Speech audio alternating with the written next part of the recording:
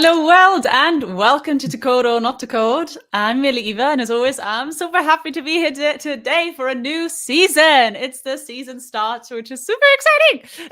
And I'm here with Stefan, just like last year. How are you doing, Stefan? Yes, excellent. We're back. Excellent. And been quite anticipating today's episode. Yeah, same here. And if you haven't noticed already, we have updated our jingle as well. So thank you one more time to William Harrison, who's a wonderful artist who did this jingle for us. And it's kind of obviously like the original jingle we wrote ourselves, and we definitely wanted to keep the melody, but we just wanted to give it a bit of an update and needed some help for that. And I hope you guys like it. Actually, we've got a really great season ahead. So it's good we've got a new jingle because we want to set it up for success. We've been doing this for a couple of years now, and each year we want to sort of get better and better and better and better. So we've really worked hard for you. We've got a really, really great project. I think that we kind of came up with this even like last year, and while we were sort of wrapping up the season, we were like, should we already talk about it? I was like, no, don't spoil it. This is for next year. So now we finally get to talk about it, which is amazing. We're already again working on having live talks again as well. So we'd always love to see you there. As and when we get to do them. And we also might actually branch out a little bit. And we were thinking of potentially even doing a tiny little gaming stream as well just for fun. Because we've also been upgrading our sort of viewer our different platforms a little bit. And so like being on like Twitch and YouTube and now Click. Let's see if it works. I wasn't sure because the first time that we are on Kick, and yes, it Kick. works. Woo! Woo! We're on Kick for the first time. Wow. This is amazing. Others, just checking. Yeah, others work too. Amazing. So like there's a lot of gaming streams on there. So watching them, we kind of got a little bit jealous, and it's like, oh, we should do that as well. So we might give it a go. So we've got a really cool season ahead of you. And if you're new to the show, I also thought it might make sense to introduce us a little bit more. So first of all, a little bit about the stream. The two of us like meet every other week, and we're actually trying to be a little bit more consistent and more time boxed. If you're a regular viewer, you know that we've promised that every single year. And we've gotten better. We haven't had a 4-hour stream in at least a year. I think even 2 years. So, we are getting better, and we're constantly trying to improve and improve and improve. And this year, again, this is on our task. We're going to be more consistent with our streams, more time boxed. And we code different projects, whatever sort of like we like, because this is just a bit of fun for us. And we want to kind of share it with you. And so if you have at any point any comments, questions, or you want to help us out, because we get stuck a lot as well, because all of this is live. None of it is prepared. We're literally live coding here. And what is it called? Live co-coding? No. What is it called when you do that? Pair programming. Pair programming? That's it. If we get stuck. You don't do pair programming anymore. You now do vibe coding, but that's a different. It's like pair programming with AI. No, I much prefer pair programming with actual humans. It's usually a lot faster as well. But what was I going to say? Now I lost the thing. Yeah, exactly. So like, if you have any comments, questions, or if you can help us out, please always let us know in the comments. And then I wanted to introduce myself a little bit for those of you who are new here. I'm Eva. I'm a software developer. And I actually did a career change. And that's like shortly after I did that, I met Stefan because I changed into IT, and I started actually as a software tester, and not the kind of tester that like writes tests in like C#, the kind of tester that actually does manual testing or like uses like tools that are very sort of drag and droppy where you don't actually see a lot of code. And then I met Stefan, and he was coding the whole time, and he sort of showed me a couple of things. And I was like, this is really fun. This is so much more fun than what I do every day.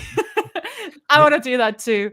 Stefan, you were kind enough to also teach me. And actually almost everything I know, I've kind of learned from you, or at least like the biggest foundations, and that's what sort of made me a software developer today. So really, really It's not grateful for good. that. And now we do this as a stream because this is literally how we started. We got together and he showed me some stuff and I tried to keep up. And yeah, and so this is kind of what we sort of bring to you. So hopefully you'll also like learn a thing or two in this stream and go on a really, really cool journey with us. Thanks for being here. And now, Stefan, to you. Do you want to introduce yourself? Are you not looking up to getting up at 4 o'clock in the morning to do some manual testing on machines that are down at the time? I miss that so much. Yeah, like getting the first train, and then if the train is late, I don't have a car. You don't understand. Like if the train is late, I need to take a cab to like a different city. And then I'm also like the kind of person, if I don't have a coffee in the morning, like literally I will not be responsible for anything I do. But then I am responsible for an entire production rollout. I don't know whose idea that was. And I am surprised that actually for me, in my rollouts, they always went well. Like there was nothing that happened that I couldn't handle. Obviously, something happened every single time, but like nothing I couldn't handle. So yeah, surprised. But I don't miss it, no. No. Have we ever met without your good morning coffee? And if not, is that the foundation of our friendship?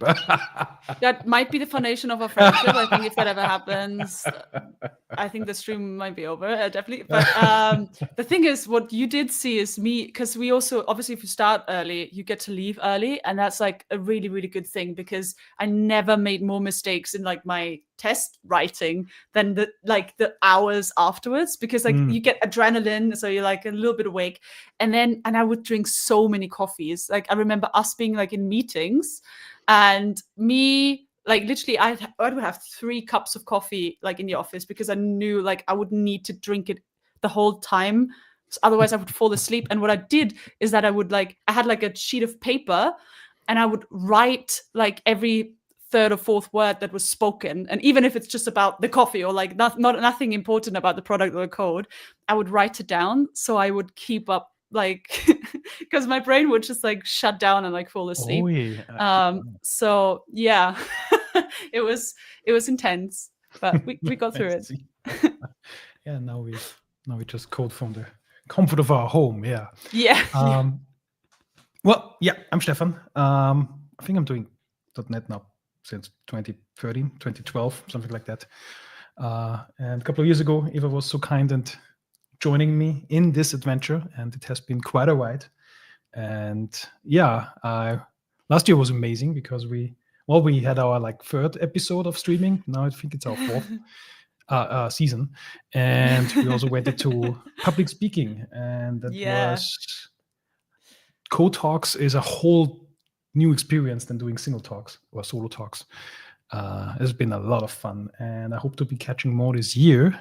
We are just starting with submitting and getting a new abstract ready, and I'm looking forward to the gaming part as well. Well, I suppose you mentioned that I need a lot of patience, so I can when it comes to games, I can get a little bit. Oh no! And this might be okay. We need to try it out because another sort of like disclaimer is I finished my first computer game ever at the age of 25. So this is I'm not that old. So that's not that long ago, right? And so like this simple like I don't know, like I actually really struggle with like really, really simple games and like this run and jump stuff. That's very often key in co-op games, is tricky for me. It's really hard. But yeah, we'll see. Yeah, I guess I've grown up strafe jumping. But yeah, more about that. More about that in a different stream. That's a whole nother the thing problem. is, if it doesn't work, we can always do like coding games, like Advent of Code or something like that. Oh yes, there is fallbacks. There's no run and jump stuff there, as far as I'm aware. Well, we could build something with. We could build a game, but okay, that's a whole another season. But what I'm most excited about is that all of our friends are back as well. Eric is back. Eric, lovely to see you. And Stuart as well. Hey. Welcome back, Stuart. That's so Wonder if good. Stuart is already getting ready for C# 15. I hope so.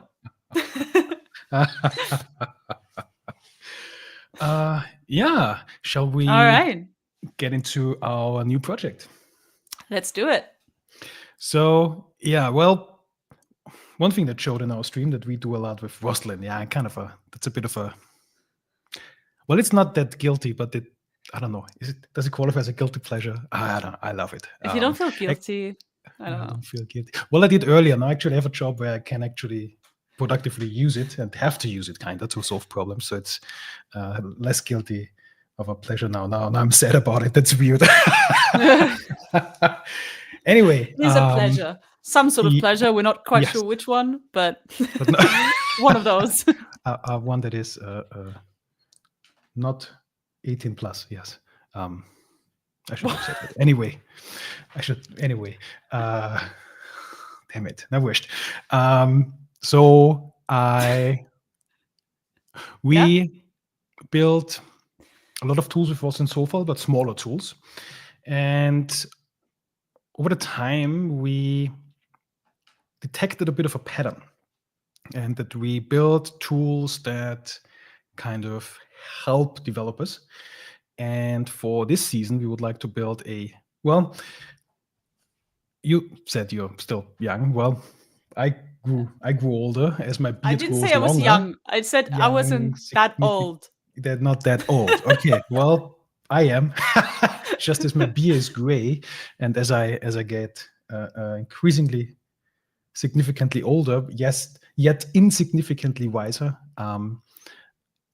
I would like to kind of bundle these little ideas for tools that we have into a suite of tools, and actually fill a gap in the ecosystem when it comes to probably a bit of what's the word? Niche problems, but actually problems that are not quite solved yet in a nice way. And we would like to build a tool that inspects various .NET deployments. So it should inspect NuGet packages and give more information than what what existing package explorers give, but also give additional information of your local projects, because the Roslyn compiler has a whole set of information, and tools like IDEs and other web-based tools, they don't expose all of the information. And some of the information our tool that we're building could expose. Then we were wondering about the name, because naming is hard. How do we get to the naming? So we were... Go ahead. What? No, I think we came to the naming because we both kind of like have a little bit of a childhood best friend, like a childhood hero that we I think both watched, right? Who sort of like I don't know if everybody knows Inspector Gadget, but he's like this inspector who's got like, I don't know, like he's got all these tools like in his hat and everywhere, like coming out and solves like cases with that. And I think we both sort of grew up watching it, and it's sort of like his kind of toolbox with like different things shooting out is sort of what did it for me. There's also been a movie. Well, I learned there was actually multiple movies. Is there? I only saw one movie. As a kid, I liked it. As an adult, I don't like it so much anymore. But I still like the animated show. Nice. I didn't know there was a movie. There was a movie, yeah. Well, there is a movie, but actually multiple. I didn't know. I've only seen one, and I should have kept it as a childhood memory. Let's put it like that. Yeah. So I did it the right way. I actually, it's a really fun childhood memory of mine, and I'm gonna keep it like that. Thanks for the heads up. But they're also like other, like we also looked up some other. You can maybe also see it in the tabs, because I really liked, Sherlock Holmes, because of all of the great movies that sort of came out when I was younger as well. And actually, when I moved to London, I was like one of the first things I did was just like to go to like 2B Baker Street? No, 2B Baker Street. Is it? Does it say it there somewhere? 221 2 to 1 B Baker Street. That's it. There's also like a Sherlock Holmes museum, and I went there. So I was, yeah, I was a fan. What were your other inspector or detective? For some time, I watched Columbo. This is the favorite show of one of my brothers. When I was younger, I couldn't really. It wasn't really for me. But when I grew older, I kind of what's the word? Leaned into it. And one trait that Inspector Columbo has is it? No, it's not Inspector. It's Detective Columbo. Is when he knows it. He knows pretty much immediately who the villain is. Just needs to get the evidence. Yes, and when he interrogates them in a nice way, it doesn't sound like interrogation, but he does. And he finishes the conversation. Then when he leaves, he always turns around. One more thing. Kind of reminds me of me, isn't it? That's so true. One more thing. That's where you get that from. I may, yes. Yep, that's so funny. And a detective or not private investigator, but some Berater. What's that in English?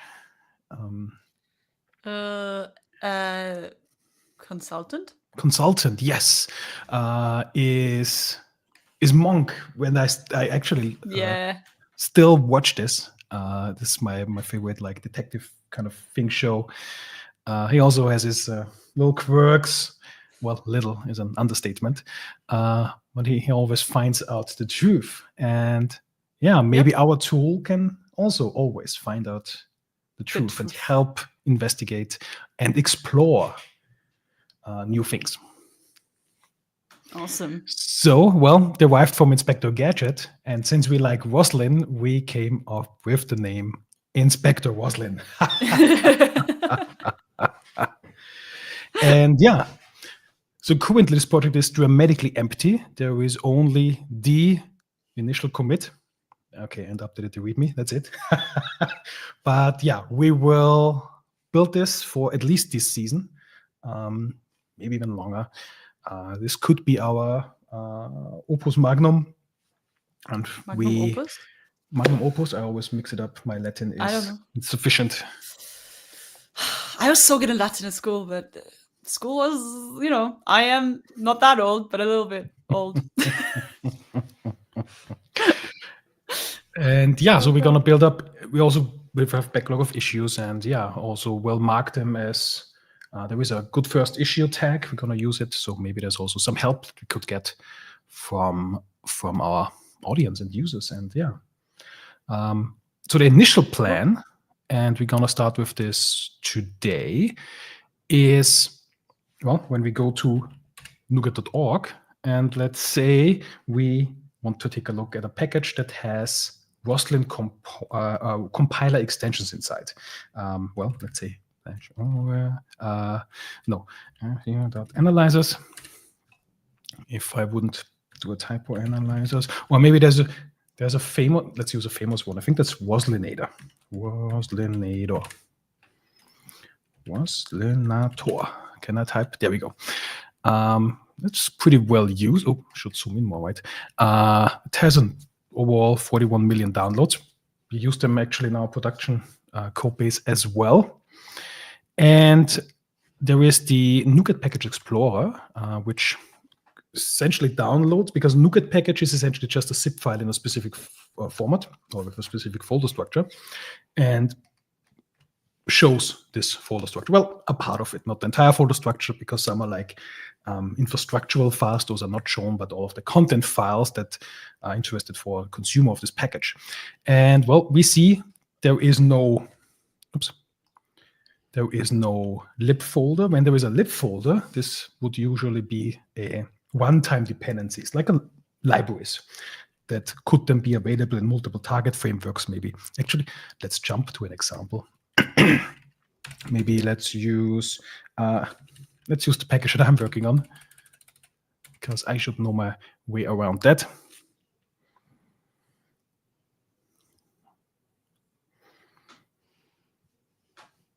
Still need some elevator jingle, right? It's downloading. Yeah. So there is a lib folder, and in this lib folder, for example, we have a .NET 10 target. We also support .NET Framework 4.6.2. Also, of course, Net Standard 2.0 and 2.1, so multiple target frameworks. And those are the libraries. So those are one-time dependencies. But there's additional things like, for example, this tools folder could also be used for .NET tools. Now, these install and uninstall scripts, they are used by IDEs to install the analyzers, I believe. I think this is for you, Visual Studio. I'm not sure if Wide is using this as well, actually. Or if this is for older versions of Visual Studio. I think newer versions don't need that anymore. I'm not entirely certain.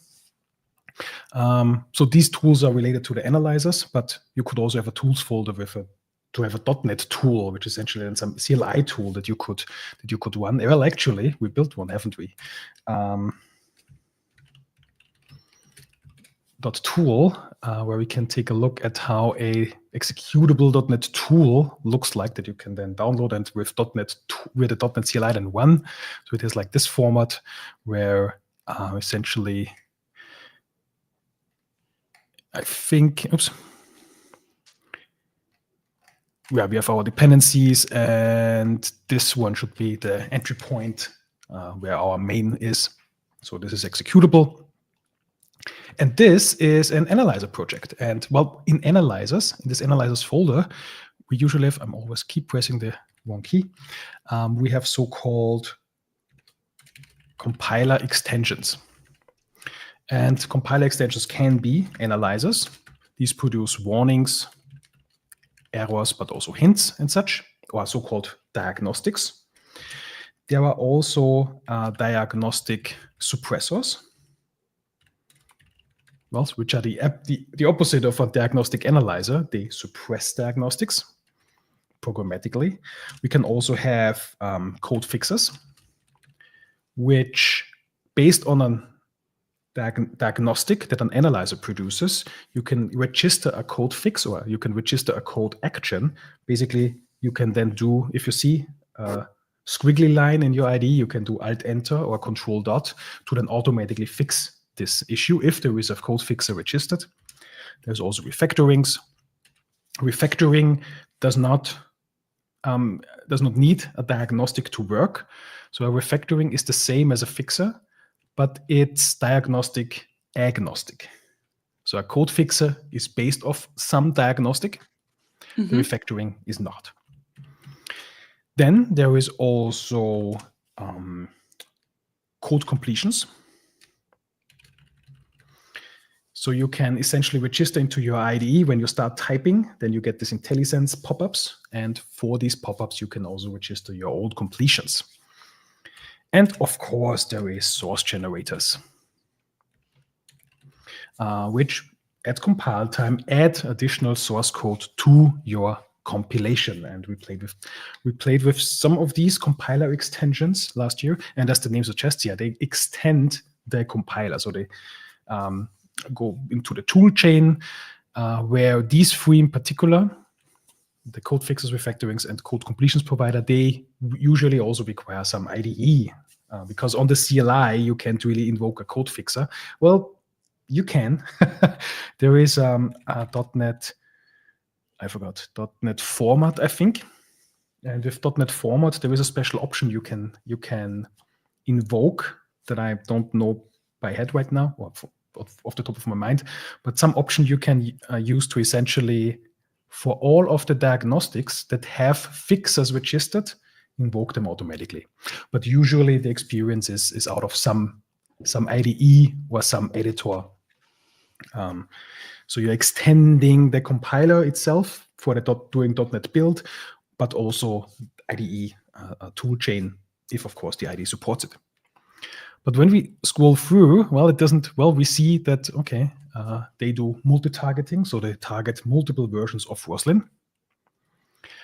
And then we see a couple of DLLs, but yeah, from these DLLs, we don't really see which analyzers are in there. Now, we would actually need to go to the documentation, and well, actually, the Roslyn, they have good documentation, so you can actually jump to the documentation and find out what diagnostics that they have. But if you're using if you want to go back to an earlier version, then not sure if you have the earlier version of the documentation and so on. So what we like to start building is getting such an Roslyn component. A Roslyn component is essentially a DLL that contains compiler extensions, or that may contain compiler extensions. So you're going to load that Roslyn component, find all compiler extensions, and display them with some additional information, whatever Roslyn can give us. So we can inspect NuGet packages or all the Roslyn compiler extensions, things with Roslyn that are on NuGet. So a little bit self-referential, if that makes sense. And yeah, let's start building that, shall we? Yeah. Where do we start? Well, let's start with a Roslyn component. What component would we like to build? Do we want an analyzer or a source generator? Source generator. Let's start with a source generator. I also noticed it's been a while. I'm not zoomed in. There we go. So let's add a new solution folder. Maybe let's call this demo. And let's create a new project. And we want to create a source generator. Let's call this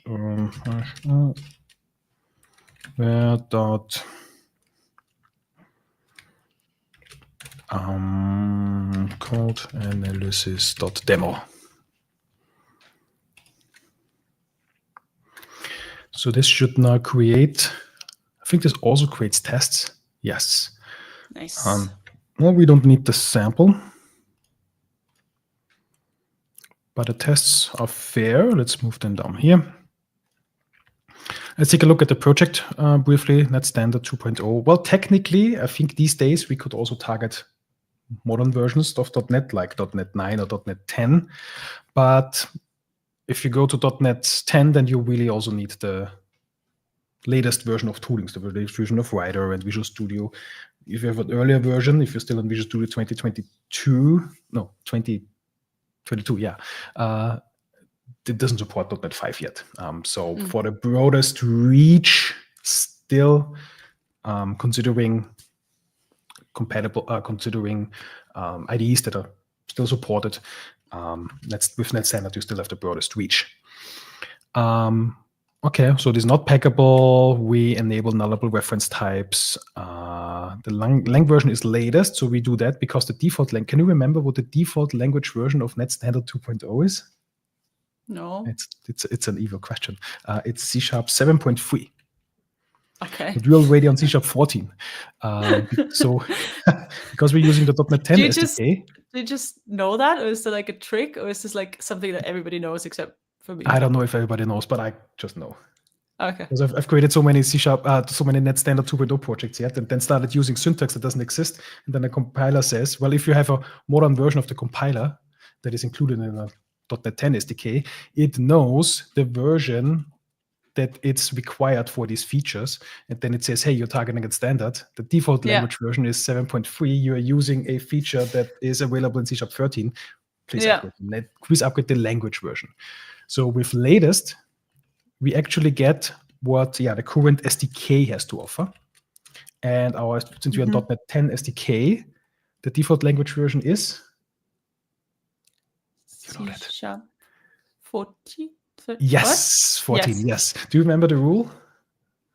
Yes. No, I don't actually, but I think, is it the 7-11 thing? The 7-11 rule, yes. So that's a rule that I made up. Is that an actual rule? Yes, it is. Oh, is it an actual rule? Then I didn't make it up. Well, it is in my world. It is in my book. That's good. No, I don't it's in think your so. rule book. The actual rule is just the difference of 4. That's the rule. Because .NET 7 is C# 11, and the difference is 4. So you always take the .NET SDK version and add 4 to it, or vice versa, the C# version and subtract 4 from it.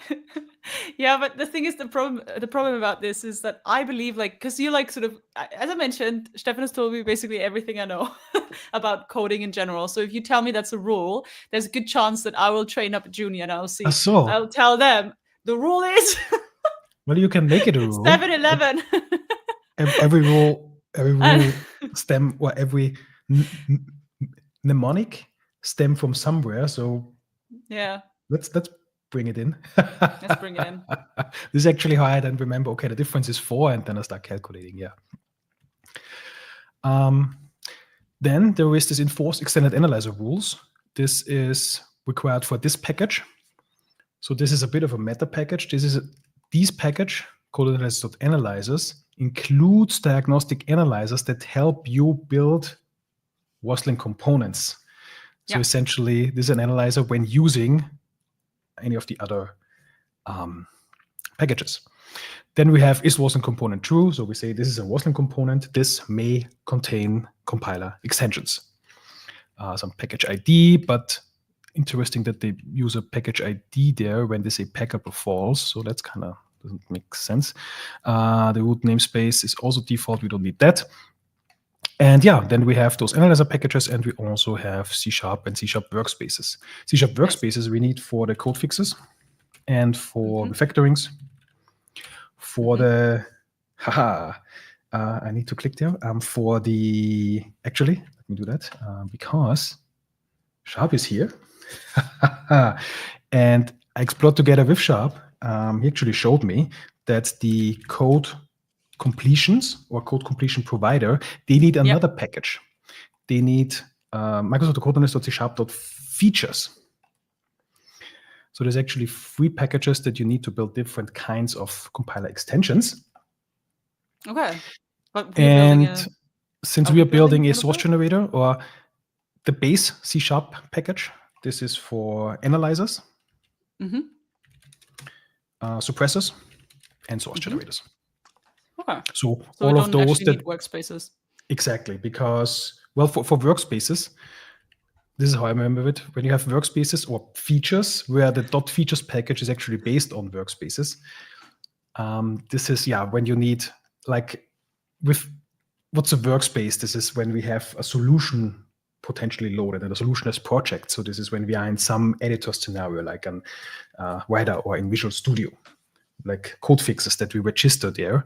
But since there is nothing really, we don't need an IDE, we just need to hit .NET build. The base package is for analyzers, suppressors, and source generators.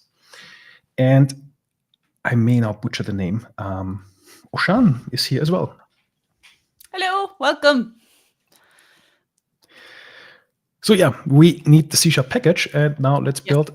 We've done this a couple. Actually, there is actually a source generator already. Just delete a bunch of files. I'm not gonna need that. We just need the generator here. We should build. Oh yes, we enabled central package management. So we need 2.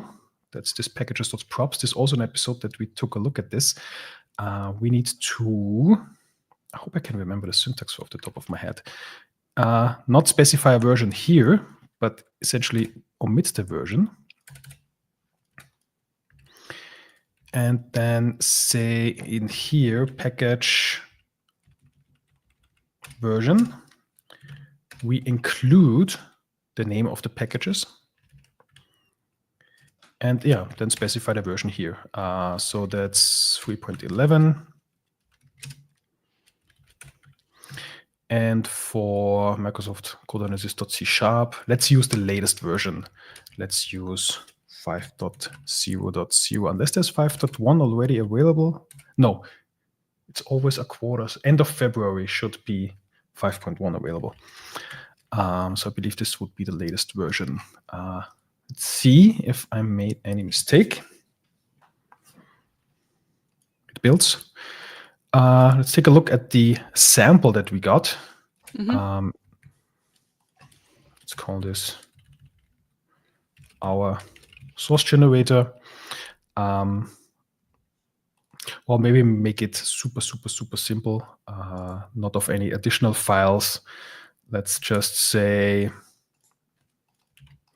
we use the parse options. And from the parse options, we essentially just, oops, let's get rid of that. Ask the parse options. Well, this generator works for C#. We can also make it explicit by passing it here. So we know this only works in the context of a C# project. So we should be able to just cast. Well, let's be a bit more defensive because you never know. If this is a C# parse options. Yep. If it's not, let's return. But if it is, my auto formatting doesn't work as well. Yep. We actually add a source. We say context dot add a source code generated.g.cs, and we do a war string literal and set a comment of the current language version. Oops. Ah. Yeah, I was still on a Mac. Now I'm on a Windows, so I'm mixing up my shortcuts. Language version. So we print the current language version in use of the project in a comment in this file. Okay, well, it does something. We can make this static. And oh yeah, actually, here's a good example of, here we have a diagnostic. We get a little squiggly line, and we can hit Alt-Enter and invoke the code fixer. Nice. And yeah, so we have a little generator that prints the current language version in use of the project.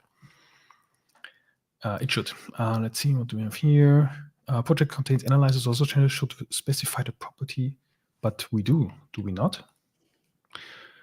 For example, this is one of this meta analyzers. So those analyzers that analyze your source generators. And it says we should enforce extended analysis rules, but have we not? Enforce extended analysis rules. Not sure. Maybe it just needs a rebuild. And this is our source generator. Oh, originally with typo.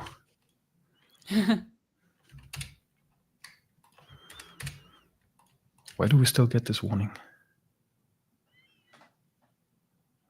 Should specify the property, but we do we not? It is here. Interesting. I have absolutely no idea.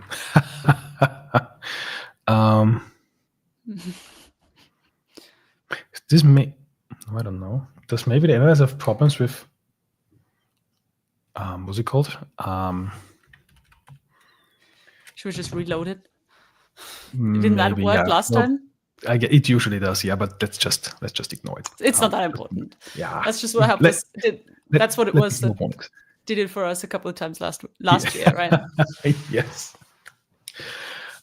Cool. So we used now to have, because it's the first episode, I need to sort of like talk a little bit about the past.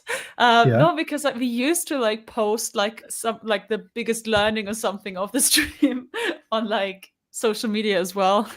And I remember once it was, if it doesn't work, just save everything and try again. Because I had just like 3 or 4 times in the stream.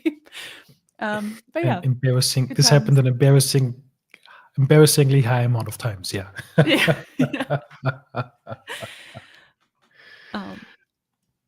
Sweet. Cool. So now, I believe we need to, since we have, okay, I'll fix this later, since we do have central package management, but all of the templates don't support it. So I'll fix this later, and currently still use the version directly to get rid of all of the build errors that we currently have. version 3.11.0 and version 5.0.0. I'm wondering if the build warning now disappears. Oh, it does. Does the analyzer has some issues with central package management, but that shouldn't. That surprises me. Something is something I don't understand. Of Denmark. Yeah. Or something like that. Is this a saying? Yeah, it's from Hamlet, which is also the play that our title comes from. And I've actually recently seen the Shakespeare movie Hamnet in the cinema. It's pretty good. If you want a movie recommendation from me. And there's also the saying. Do they say it? You have to ask Stuart, but oh, and you say they. Who do you mean they? Do you mean like British people or like? No, in the no. I mean in the movie. Oh, no, not in Hamlet, but it's about the making of Hamlet. Okay. But it is a quote from the play, and I think it goes. I'm gonna Google it. I forgot it already. What about the Danish? I mixed it up. There's always something with the Danish. Something is rotten in the state of Denmark. I believe is the quote. Because it's set in Denmark. So. I see. Yeah.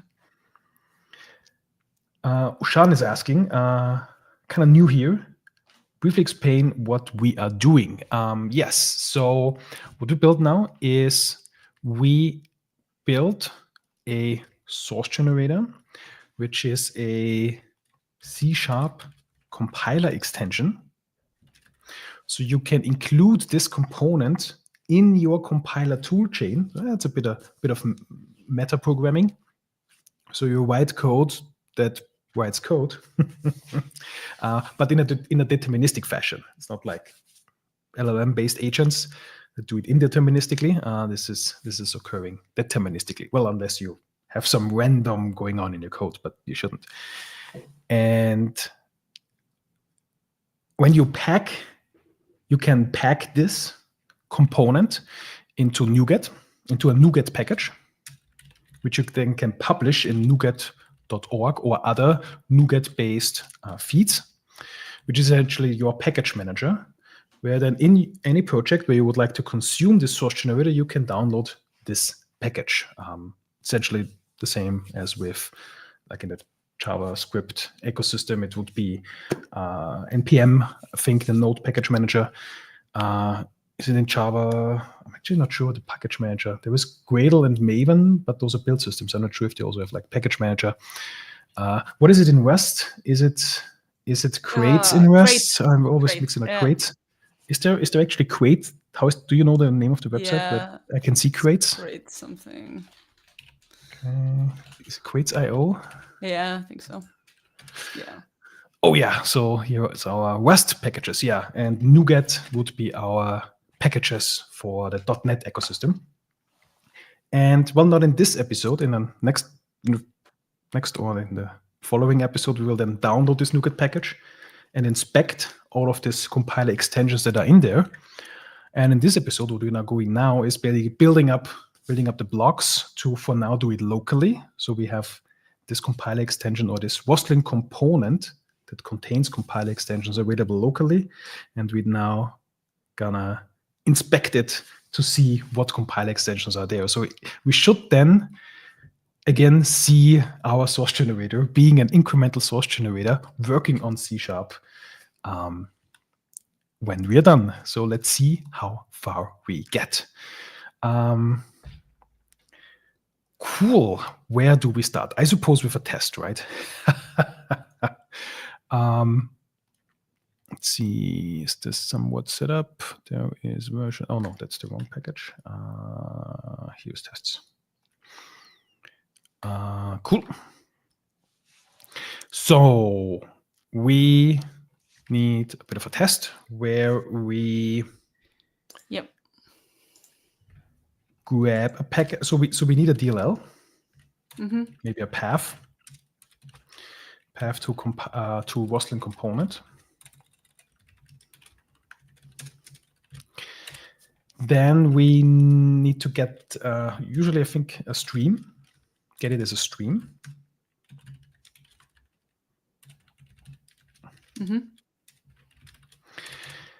Then we can create an assembly out of the stream. Or load it. There is something like the assembly load context, where we can, it's been a while, load from an assembly path. Oh, I thought this needed a stream. Okay, we can load from stream or from assembly path. So we could actually have a just load from path.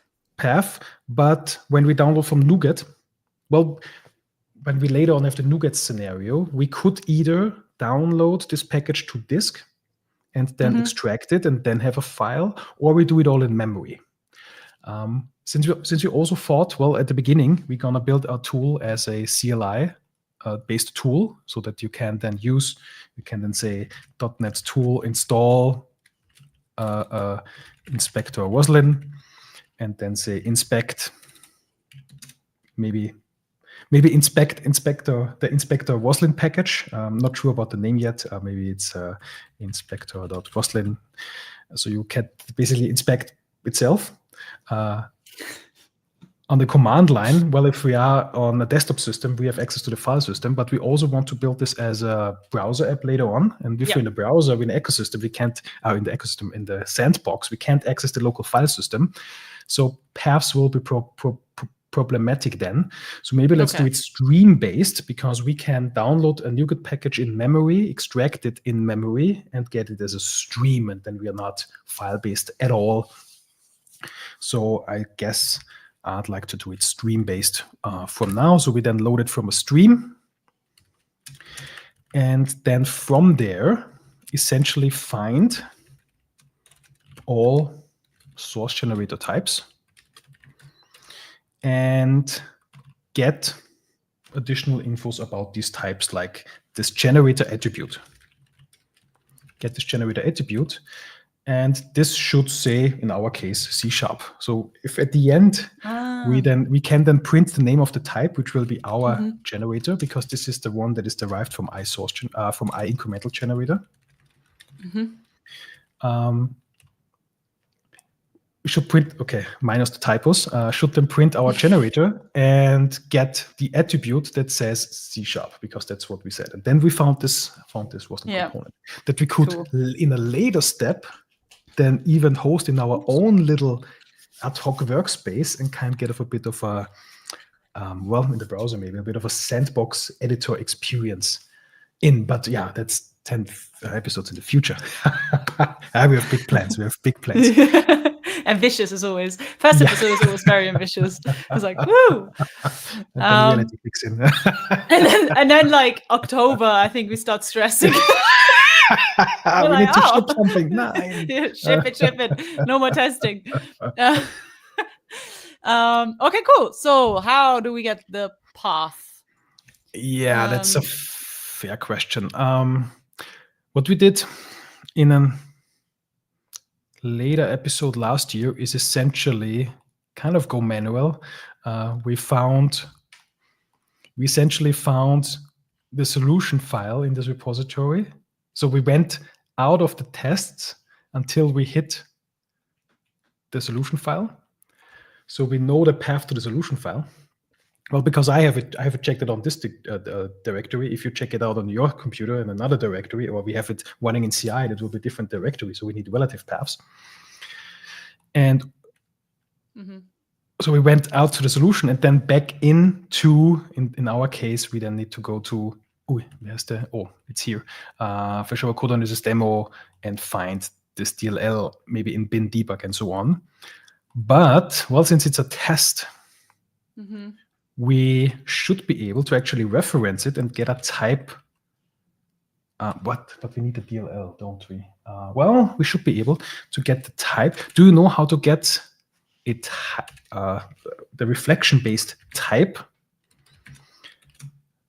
Type of a C# type, excuse me?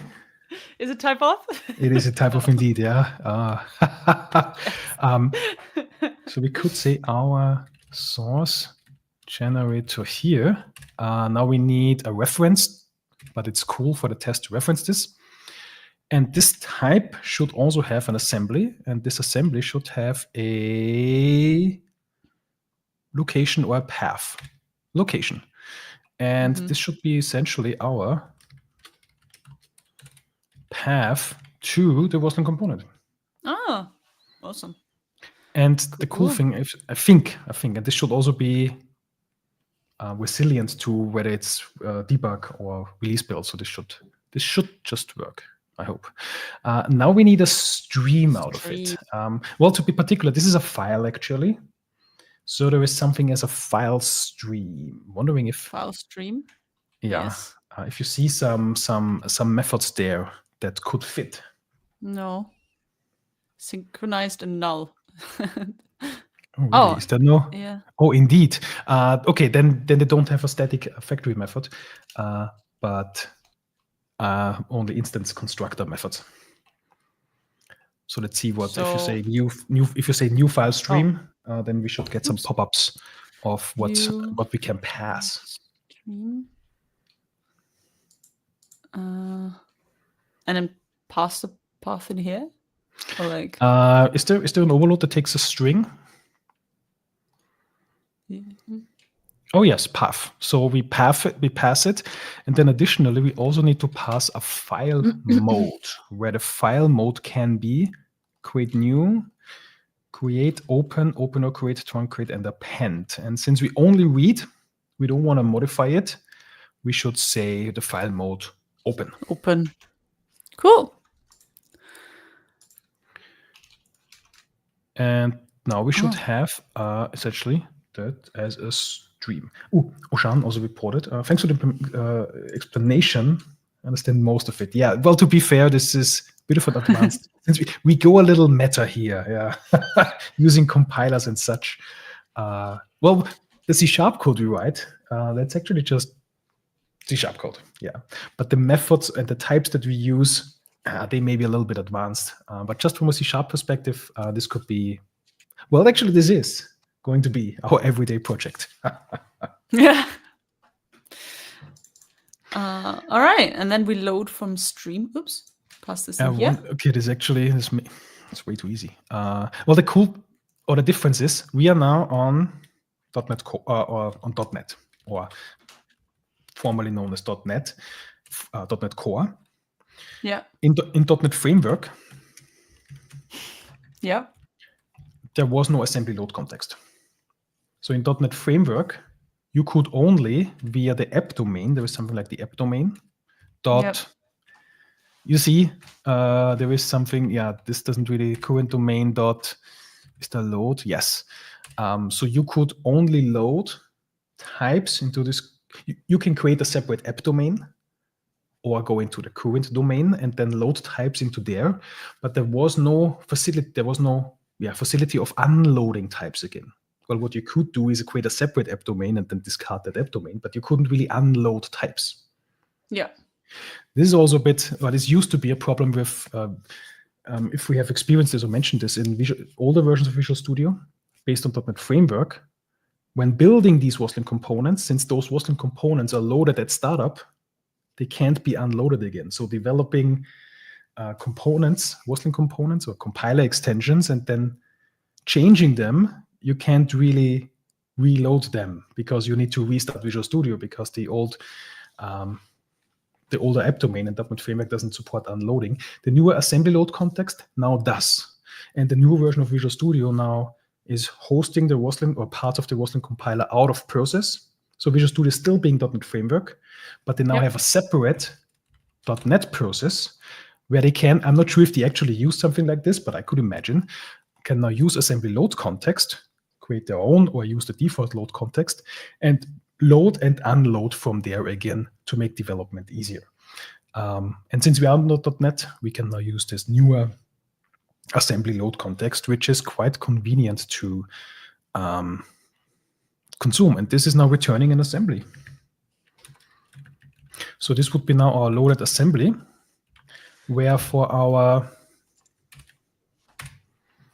that's in system.reflection namespace, where in our NuGet scenario, essentially what's different is we need to, future episode, download that NuGet package. Yep. This is then also some stream, not a file stream, but some web-based stream, which we then need to, well, this is a zip file. We need then to kind of, unzip the stream. From there, find then all of the Roslyn components, which are in the analyzer's subdirectory. Find these and, well, load these. And essentially then should end up hard. So this, how we get that stream will be different. But from there, the rest of the code should work. So I guess this is then also some code that we could put into a library to make this a reusable component. But yeah, let's see how far we can get. And then we need to go through that assembly and find now some specific types. I'm actually quite uncertain. It's been a while since we used this API. Maybe let's explore it together. Maybe you can do it on your side as well, so you get the completion list on your end as well. And let's see if there is something like... I like your completion list. Okay, cool. Actually, this is something, if we write a custom completion provider, this is where we could have our own completions in. Next year. So, yes. Put it on a list. Yeah. Well, we'll open an issue because, yeah, it would be also cool if then our tool finds completion provider and understands which completions are offered. But yeah, we will inspect everything. I'm digressing. Yeah. What are we? I now got more conscious where I like Colombo. Anyway, we try to find types. Get exported types, maybe get forwarded types. No, there is not type forwarding. Or maybe we need to ask the modules, because in an assembly, usually you have one module, because your library code is contained in a module, which is contained in an assembly. Usually you have one module per assembly, but you could have more. So we either need to go through the modules, or I'm not sure if get exported types works, but maybe let's find out. And well, since we have a test, let's see if I'm missing a dot here. If these exported types, which is a array, is not empty. Let's find out how far. Warning doesn't work. Okay, and we have messed something up with the setup. Or I'm missing an setting, enabling testing platform. Okay, maybe we can run the test if we do .NET test. I messed something up in the setup. Don't want to go too hard into debugging. But okay, at least it runs. Let's see if it fails for a reason. For a good reason. Makes sense. No, that sounds like test methods. Also, the process cannot access the file. Ooh, yeah, that's good. Is that because good? it's become used by another process. Ah, damn it. Yeah, because that doesn't work. We now, what is it? Well, if we test it, okay, maybe this assembly that we load here is, seems already to be in use. I wonder where the exception is happening exactly. Does it give like a file number? Not quite. Load from stream. Is it load from stream? Oh yeah, checking the call stack. That's a good idea. Oh, I was. It says load from stream. Okay. No, it doesn't. I just think that's where it would make sense, right? Does that somehow like mess with the stream? Do you have to like reset it or something? No. Well, it's used by another process, so I have the feeling that it's the file. It's opening that's failing. Oh, okay. I think, but yeah. So we have our yes tests. Oh, wait a second. It loads. No, there we go. It's our demo DLL, and this one is used by another process. I mean, our tests. Maybe because they're. I'm not sure. Because we have this DLL here. I mean, we are running from our tests DLL. Yep. But this DLL is apparently in use. Well, the question is what fails. Is it the... No.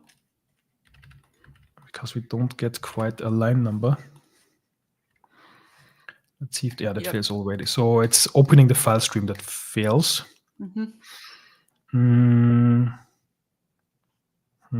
How to do that differently? But we just open it. It should. I wonder if there is some. I mean, we just have the. Because I was hoping that if you open a file,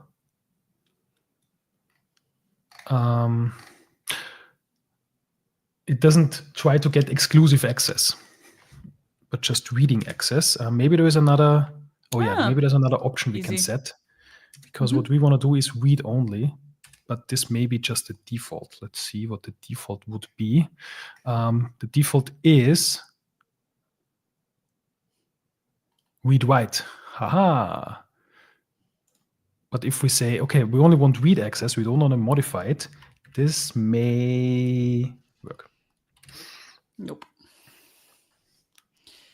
Green, cool. Yes. So, okay, because we only want to read it, we don't want to mutate it. It's actually a good option, yes. And it succeeds. So we get types in get exported types. It looks cool. Now from these types, this is an array of types. Now we need some link, and I think this is where you come into play. Where I come into play? Yes. Would you mind writing some bit of link that finds all types by some property, and we then refine this search further? Sure. Maybe, oh my god. Let's find it by name. Maybe let's find it by name. All that includes, just for now, that includes generator in the name, and then we will refine the search from there. Okay. But do I have to start with loaded assembly, or what? How do I actually start? Yeah. No, I have to start with what I want out of it. So I want. Let's do. You know what? Let's make that more explicit. Let's get the type. So, oh no, that assertion is. Yeah. Let's say. Actually, let's use a refactoring. Exported types. There we go. So let's go from the exported types. Okay. And I want to get out of this list like all of the types that whose name includes generator. So like take types, I don't know, is, and then is it where? Yeah. X. Then my little thingy dot name is equal to source generator. No? Let's see. So this is an enumerable, and we would expect contains single that there is one singular item in there. While we want a test, oh yes, it passes. Hello, Julie Andy has joined, and they like C#. Woo! It's great because we kind of like C# too. Yeah, come to the right place. Did that pass though? Did I do it at first try? Succeeded. Looks good. And I only auto-completed literally the string. So okay. You know what? I didn't. I'm not disabling AI assistant. No, No, actually. don't do it. Because do you know how many typos I would have had in this? And do you know how much thingy? And I did this Well, all by myself. And here it's are the my first typos, year that but we okay. started it with that's your problem. Fair point. Cool. But what if we rename our generator? What if we rename our generator to, let's say, our generator underscore for reasons? Now, everything will this fail. test would be failing. You just want to see me fail. But no, it's actually true. Never trust a green test. Well, it fails. It doesn't even compile, so that's a failure. And now it fails. Yes. So so by name, well, we won't be able to know the name. So there is now two approaches we can choose. We could either find by every type that implements the incremental generator interface, but then one could come along and say, hey, all the generators, because previously you shouldn't use them for newer generators anymore, but in the ecosystem there may still be the older iSource generators out there, and our tool should find these as well. And they kind of have the same thing. They also have this attribute. Wait a second, this should be named differently. And implement something. Missing members, there we go. Yes, please. And we should find this one then as well. Now we get RS1042. That's a very helpful message. I guess what's cut off here, it's actually complaining, hey, you're using the old generator thing. You shouldn't. Okay. So let's dramatically suppress this warning. But yeah, if it would, it's not a warning, is it? It's actually an error. Yeah. But I think it should be suppressible. But I totally can't recall the syntax to suppress a warning. So I'm hoping. No. Is it? Can I do it? Pragma. Can you do it? Yes. My autocompletion isn't auto-completing. Yeah, that's because you insulted it before. Well, I was. There is some suppression. Let me quickly find this. Yeah. Pragma suppress diagnostic. Okay. So it's Pragma warning disable and then the RS1042, if I recall correctly. Easy. And then we can enable it again or restore. Cool. So, well, let's start with, for the fun of it, because actually I wanted to go that far. Let's try to find all of the interfaces, and then we see, we don't find the other one, and then let's go by attribute. Okay. So would you mind trying to now find all of the exported types that implement a specific interface? Yeah. How to find that? Is there anything here? I already see attributes, so that might be useful later. Yes, indeed. All right.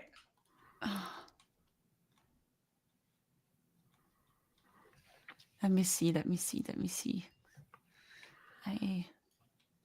something like interfaces, maybe? There's interface. Is interface, find interface, get interface? Get interface requires a name. There is get interfaces. We can also ask if it is an instance of a specific type. What if we we could, I guess we could ask get interface, then we pass the interface name. Yep. Or we say get interfaces and check if any of these, which is another collection, if any of these interfaces, or if this interface collection contains source generator type. Okay, but if we already know, we're gonna probably do attributes for getting. Okay, yeah, let's go attribute immediately. Yeah, but this is what. Oh, let's go attributes. I was gonna say we can get interface, get the one interface. Yes. Because get interfaces, I could just also put in both interfaces. That's fair, yeah. Yeah, let's try that, and then we go attributes. Okay. One more game before we go to the serious stuff. Yes. And then I need to put the name in here, and the name is I incremental. Right? No, I. What is it? Not I source generator. That was the easy one. I incremental generator. The question now, I'm actually not sure what the name should be. If it's the fully, it may be the fully qualified name. Then we also need to pass the assembly name, because I incremental generator alone will not suffice. I suppose we also need the namespace, because well, just I source generator is not the type. The type is Microsoft.codeanalysis.isource generator. So I suppose we would need I incremental generator. Actually, now I'm not sure if this works. No. But let's see. And then I believe this would return null if it's not found. Oh. Or if it's ambiguous. Okay, so if it's not null, it should have been found. Is null? I was going to say it's true because it says it's a bool. No, it returns a nullable type, which will be null if it's not found and not null if it was found. Okay. So is null. Is not null. Okay. Because if it is null, then it was not found. But we want to include those types. Yeah. Got it. I'm actually uncertain if this works. Yeah. I haven't used reflection-based typing in quite some while. But it does. Cool. Awesome. But it's only a single one, actually, because actually we now added 2. So this should be a third count of 2, actually. And mixing it up, which will now fail. So yeah, we could now find both interfaces, or we go the attribute path, because that's the common denominator for either of the interfaces. Yeah. No more games. Attributes. Oh. What methods are there? Something with attributes. I'm not sure what's on there. Oh no. Get custom attributes is what happened just now. Oh yeah, okay. So those are actually, my bad. Those are not attributes. Those will be custom attributes. There is also attributes, but those are not those attributes that we can declare. So the ones that we declare or code declares, those are custom attributes. Cool. So we will need to search in custom attributes.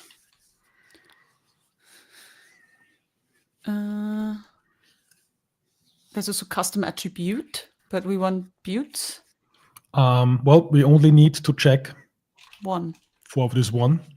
And I suppose let's actually, because you could have, I don't think it's allowed.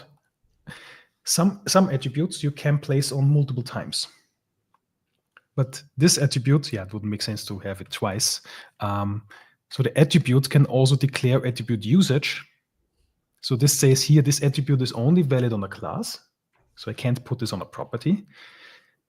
And the default is you can also do allows multiple, which per default is false. So yes, there can be only one. It's only valid if there is a single instance of, or a single occurrence of the generator attribute, which also is in the namespace Microsoft.codeanalysis. So yeah, I guess this also takes a name, right? So no, actually, what's that? No. Wait a second. No, that's something else. What is this thing? This returns. Oh, this method is okay. This method does not work by name. This method is actually generic. Mm-hmm. So we can pass. Okay, this is way simpler. We don't need to pass the name of the attribute. We can just pass the type of the attribute as a generic type parameter, which is super type safe and all is good. Which is way more beautiful. What is the type? The generator attribute. Oh. Attribute. And this returns nullable. Oops. So I assume it returns null if it's not found. It returns null if it is found. I do not know what's happening for attributes that allow multiple occurrences, I think it then it may return an ambiguous match. More than one of the requested attribute was found.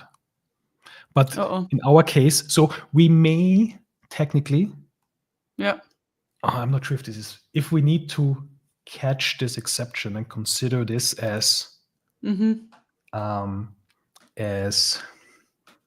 false, or but is a DLL valid? Because the generator attribute does not have allow multiple, so you can't compile code if it has multiple.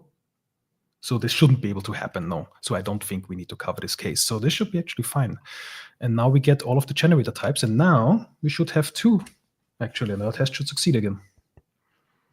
Great. Woohoo! And now we could, because what we also want, now I want 2 things. We want from these types essentially the name. So assert equal types dot, wait a second, is this a enumerable? Yes, it is. So let's do await here because I'd like to index it. We should check that the name of this type is, how did we call it? Well, we have, maybe let's call them our source generator 1 and our source generator 2. Should be, let's also be type safe. Let's say type of our source generator 1.name. Yep. And the second one should be our source generator 2.name. Not name, but full name. Because name is just our generator 2, but I think let's also include the namespace. Let's do full name. And we want to check, the other thing that we want to extract is that the generate attribute indeed is C#. This is now what I'm not entirely certain of. So we get the custom attribute. And how can we extract like the C# information from this attribute that we passed C# to it, that I'm quite uncertain of. Unless, I mean, this returns an instance of T. Can we just use that T? Maybe we can. So if we could say custom attribute, well, we now know that it exists, is .languages. This is an array of strings, which should only have a single occurrence, which is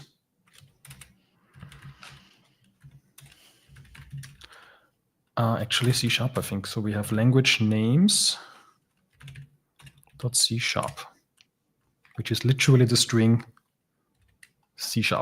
So I think, and this should also be true for the second occurrence. Let's find out. Cool.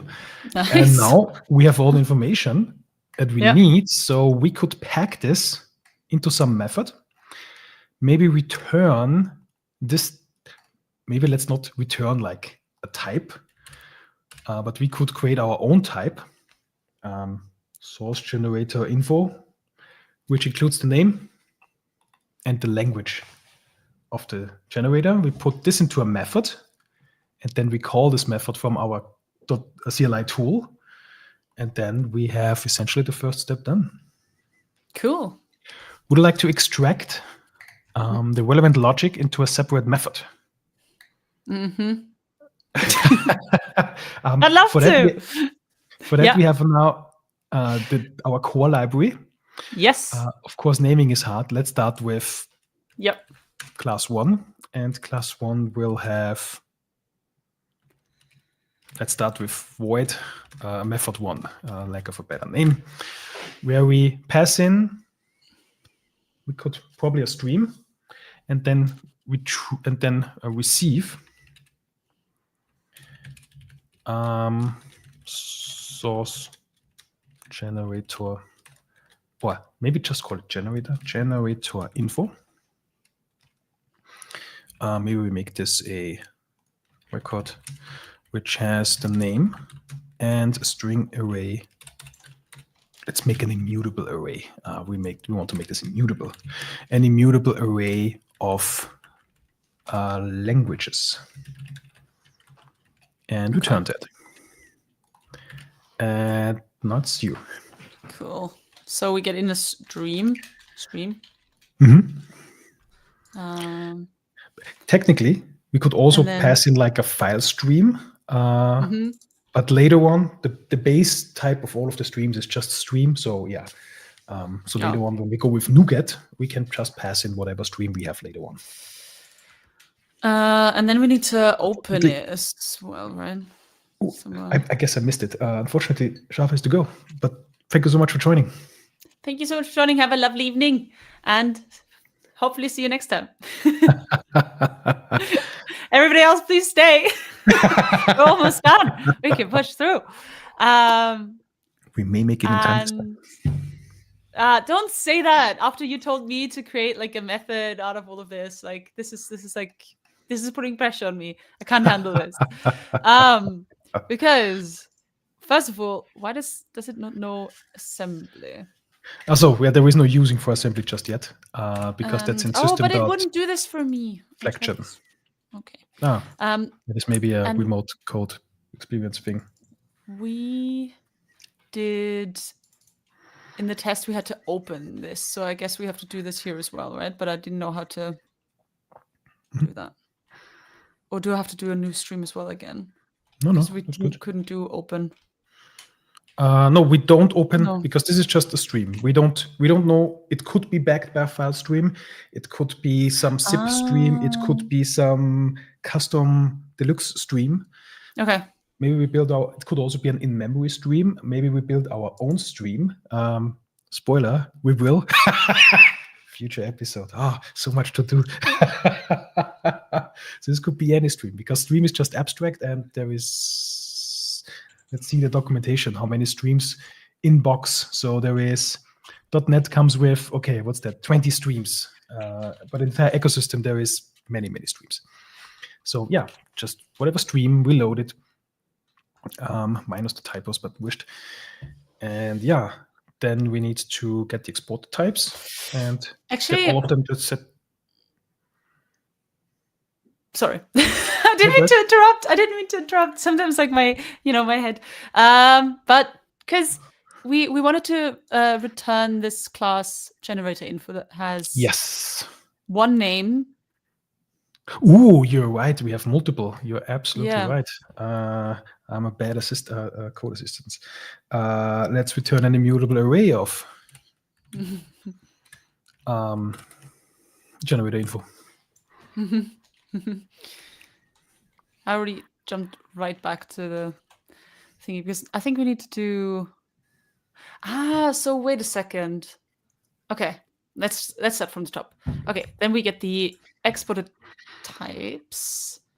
And then, we don't actually need to assert, do we? We don't. Should we do an if empty, throw something? Ooh, that's a fair point. We need a test for empty things as well. Yes, we'll do that later. Later. Okay. If there's no failing test, then we do test-driven development here. So we could also, we can then, let's get it working. Then we can also then take a look at, okay, where will it break if something returns empty, and then we can add some checks as well. But let's see. Maybe we just don't need any. I'm not sure how it will turn out. Okay. I think this is just adding missing a using. I'll do. Oh, wait a second. Haha, this library is quite oblivious. It doesn't depend on Roslyn just yet, but it should. So totally forgot that. We need, of course, the Roslyn package here. So item group and adding Roslyn here, version 5. So momentarily, these should become available. There we go. Cool. We don't need to assert anything. Now we just need to pack this into the return array. somehow. Mhm. And do I need to do a for each and then add or something like that? Append. You could solve it entirely with link. Oh my goodness. All right. Okay. Easy. I can do this. I suppose if you would do it manually, it may be a little bit more efficient, but since we Can I do just file do downloads this? and such, this will be Damn it. entirely. No, That would not have been quite. great. Not quite, There but is it's similar. a No? hint. Can I put this in here? Instead No. of to array, what you can Oh. do is to immutable array. So what you can now do is in between the filters, because where, that's a filter. But there is also a transformer, if you remember the name of the method that does transformation. So we could then transform this data into a new form, namely into new instances of generator info. It's not called transform. If you remember because, well, in other languages called transform, because this is what it does. But since Select? link is was heavily based on the SQL syntax, what would you do in the SQL? And yes, you would do select. Select. Oh, no. Select. But okay, so now I need to select the name and the what So select as an input receives from essentially the step before and creates a new output. So we essentially do mapping. The input will be, I will just get rid of this code because this doesn't compile. So we will get in a type as an input. And from that type, we want to create a generator info. And per type, generator info. So we have a one-to-one mapping relationship. And the select, just as the where, has a single input and a single output. There's also select many. This would do some grouping. This has multiple as an input and a single as an output. Or no, the other way around. It has single as an input and multiple as an output. But in our case, we do just one-to-one mapping. So we get one instance of type in. And per instance of type in, we just create a new instance of generator info. But can I just do But the name is no. I don't so know. you similarly Yep. So you're similarly writing a lambda like that, like we have in the where. The thing is, a where also returns in this case, gets a type as an input, but returns a Boolean and then does some filtering. Where the select gets in one instance and returns another instance, and therefore there's a transformation. So we can create a new instance of this type that we want to export. Oh, but okay. So we just say just new. like new. Yes, but on the right-hand side of the lambda. Because on the left-hand side of this lambda arrow, that's essentially the more or less method signature. Because a lambda is an anonymous method. I get it. Which doesn't have a name. And on the left-hand side, we have the more or less the signature to some degree, in this case, the input. And on the right-hand side, we will then return the output. Info. And first we'll pass in the name of the type, or the full name to be more precise. Full name and the. And then, yeah, essentially you can copy this code that we have down there. You need again to get the custom attribute info. Maybe we can optimize this a little bit later, but let's get it working first. But types is now X, right? Yes, indeed. No, that doesn't work. Well, it's just a single type, so we don't need the array access. And actually, we return a collection of names, not a singular name. So, but languages is a string array, but we said it's an immutable array. So instead of single, we can also say to immutable array. And then it should be good. Immutable array. Let's just getting rid of the rest. And let's, oh yeah, it wants us to use collection expressions, but let's deal with the warnings later. Let's see if that works. So we can now go into our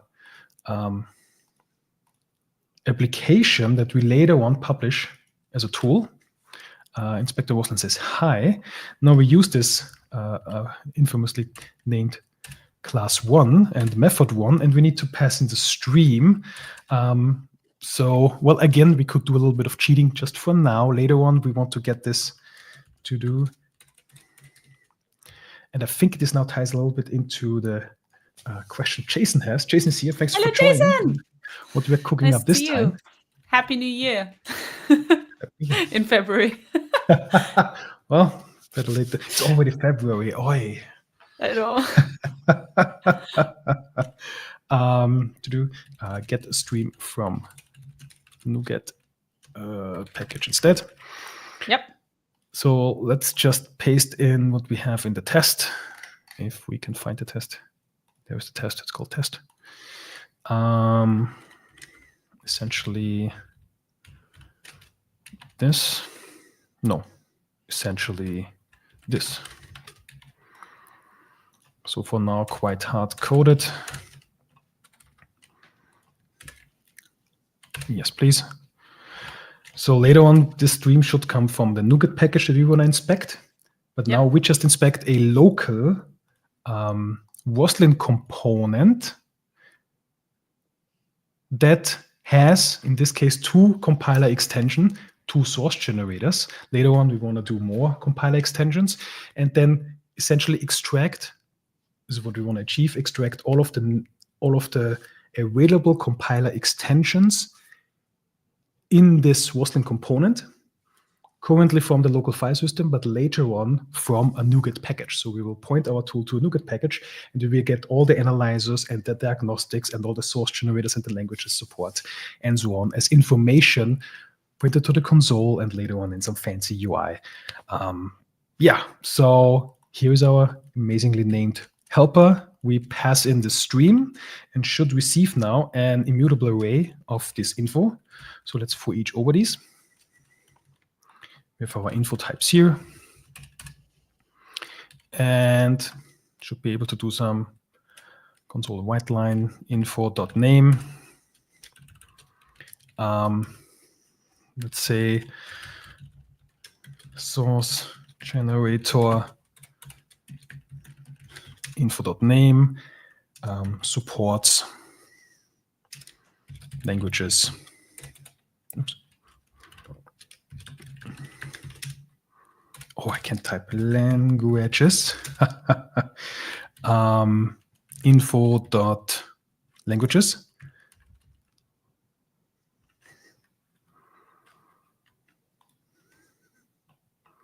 Oh, because I have a typo. Well, this is that you know it's me. And there's typos, languages. There we go. But this is just an array, so it would print array. We need to join that to a comma-separated string. So we can say string.join, comma-separated our languages. Cool. And if we run this just may.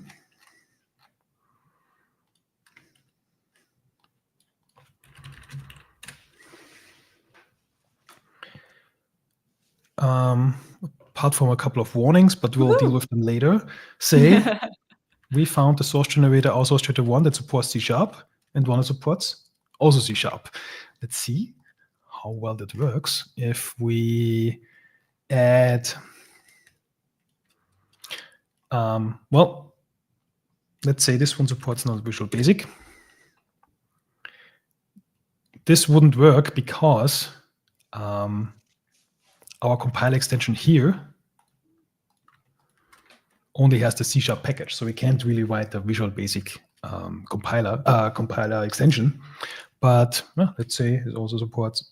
And then usually what you would do if you have, I think this is what you would do, if you have both a C# compiler extension and the Visual Basic extension, I think you would have them in 2 separate Roslyn components, so in 2 separate DLLs. But just to get some testing going on, let's see if it would work. if we were to now have Visual Basic, yeah, we get a warning. We shouldn't do this, but just for some testing. And let's also say we have. Let's also see if we get the. Oh, here's the older generator. If we can do both.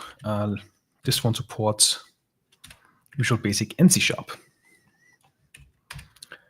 Oops. This is source generator 3. And well, it froze, but we don't really want the code, so we don't mind. We just need the type information. Well, we don't want the code currently. We may later on. And there we go. So we have, we get the generators and which languages they support. And later on, we want to do the same thing with analyzers and code fix providers and so on and so forth. But maybe let's finish the generator story for today. We actually are finishing on time for the first time. That's amazing. Says it now, and then there's gonna be one more thing. Yeah, just real quick. Oh, I wonder if. No, I'm hopeful. I mean, we said this like we shouldn't go too far over if we literally set up the, the goals like an hour ago. But yeah, awesome. Let's have a look at those warnings and fix those, right? Well, is there really any other language than C#? Yeah, good question. Well, for you now, there's a little bit of Rust, isn't there? Yes, yes. Yep. Yeah, let's take a look at the warnings. So we have, maybe let's do we want to go strict warnings as errors? Yeah.